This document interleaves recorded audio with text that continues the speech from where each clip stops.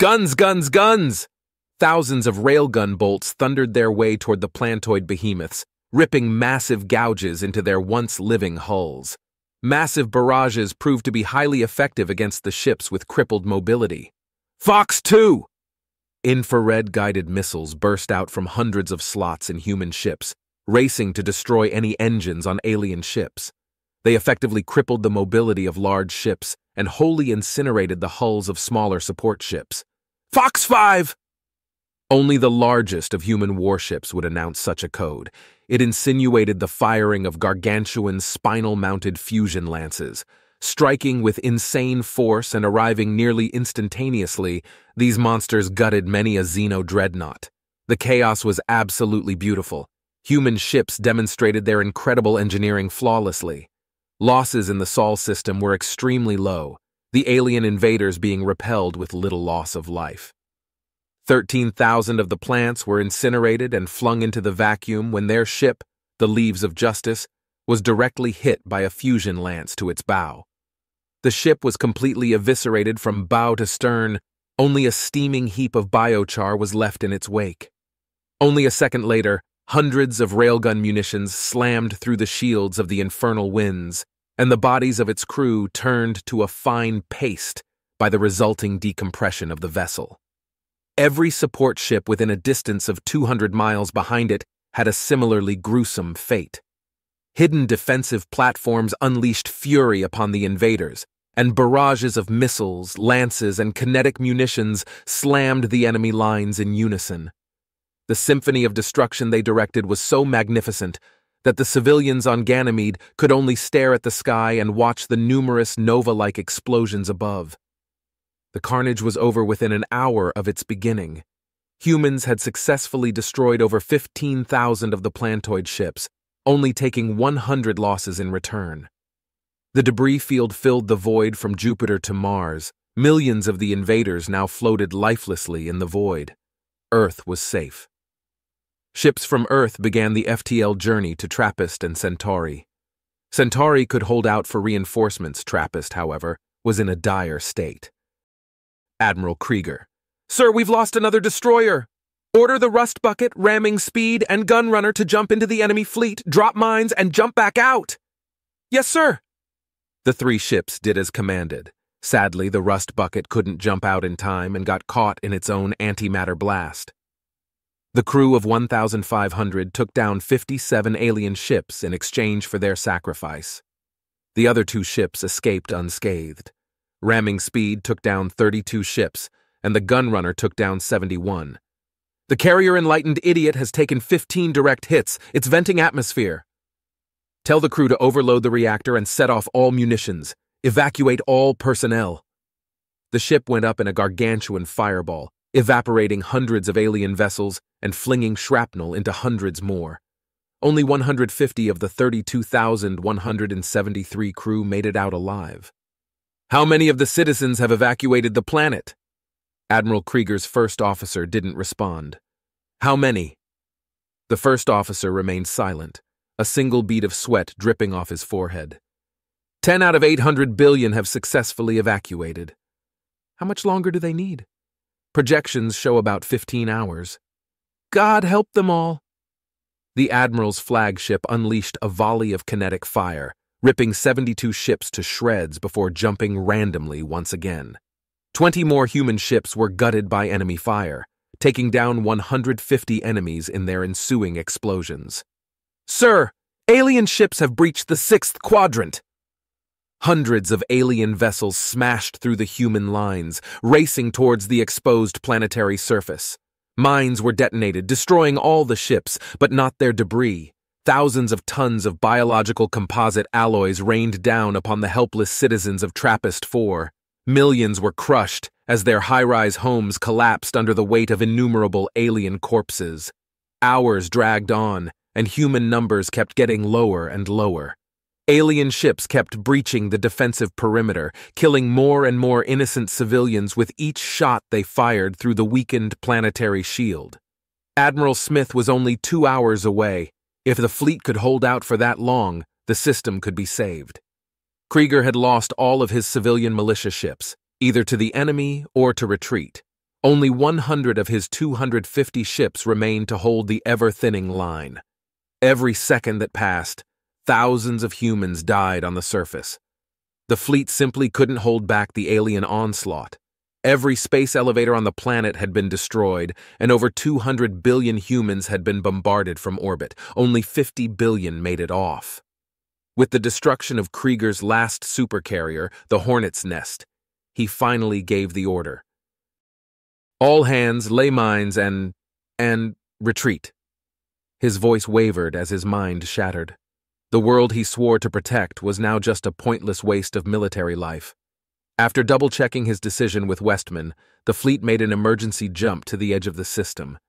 Soon after, a long-range transmission came from Governor Schmidt. "You did your best, Krieger. You saved 50 billion lives.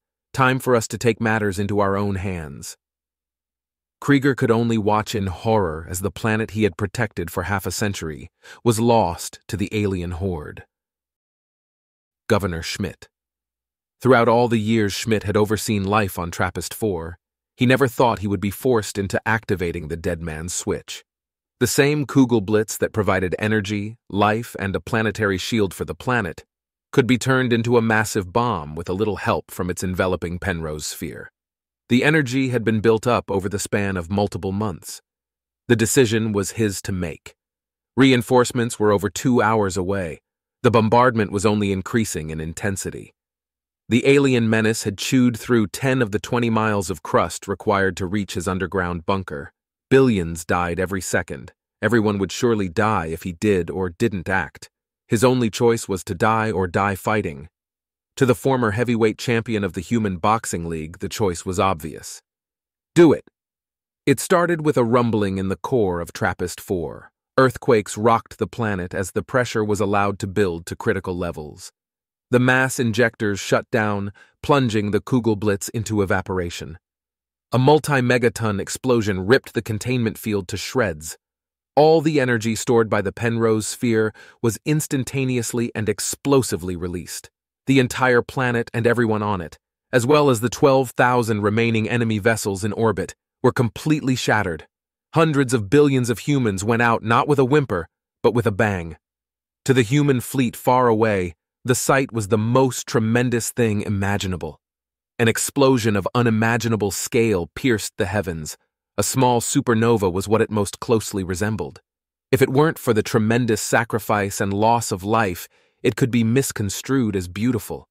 The ecumenopolis that had stood as a testament to human ingenuity for hundreds of years was completely and utterly gone in a second. Raw emotion washed over not only the fleet, but all of humanity who witnessed the honorable sacrifice of TRAPPIST-4. Rant Yaul. The mind belonging to a human scientist named Albert was unlike anything Rant had ever come across. His genius was unrivaled by any scientist he'd ever encountered in the galaxy. It was so incredibly sad to see a man of such brilliance brought down to such despicable acts. It was even harder to know he was the man responsible for the human RKMs. The genius of one man had resulted in the deaths of hundreds of trillions, maybe even more in the future. For now, Rant would work with Albert. Both men hoped to put an end to the mindless slaughter. When word reached the pair about the destruction of TRAPPIST-4, it only seemed to strengthen the humans' resolve. The two were working on a way for a volley of RKMs to target and destroy the pylons, generating the anti-FTL field around Bliss. It took the two only 45 minutes to successfully set up all the necessary parameters. "I hope one day you will forgive me." Rant was stunned by the sudden change in topic. "You did what you needed to do to survive. I can't blame you for being desperate." Albert didn't say anything, but knew that the alien next to him was lying. He could and was lying. The blame was squarely placed on him. The two watched on in ashamed silence as the RKMs flawlessly executed their mission. Each and every pylon was annihilated. The road to Bliss lay exposed. A transmission was sent to Bliss: detain Counselor Kutan and surrender unconditionally to the Human Republic, or be destroyed. To Rant Yaul's horror, the message was disregarded. He could only watch as Admiral Westman pushed a single button, launching an RKM and ending the lives of 2 trillion on Bliss. Kutan and everyone else on the surface of Bliss were incinerated instantly. She died alongside the lowest of criminals, the richest of oligarchs, and the poorest of the homeless. Her position as High Counselor secured nothing but her own demise. Her months of mindless bloodlust simply ceased to exist, alongside every other molecule of the planet, reduced to mere atoms. The government of the galaxy was completely decapitated, the once unified and grand republic shattered into hundreds of thousands of independent systems, all scrambling to fill the power vacuum. The remaining 25,000 council ships now drifted aimlessly, still attacking defenseless human colonies and attempting to restore order across the galaxy. Their efforts were meaningless compared to the gargantuan expanse of the Milky Way, but that didn't stop them from trying. Humanity was in shambles, trillions were dead, its fleets were shells of their former selves, and the populace was scarred.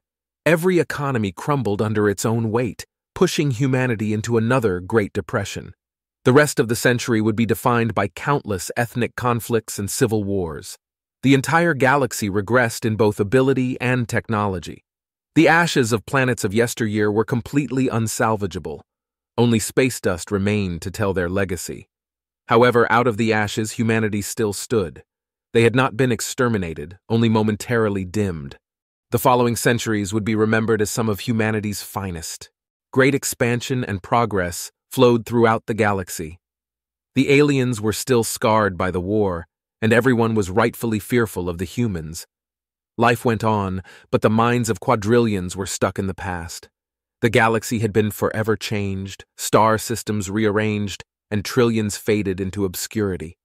Only one thing was certain. It would be a human future.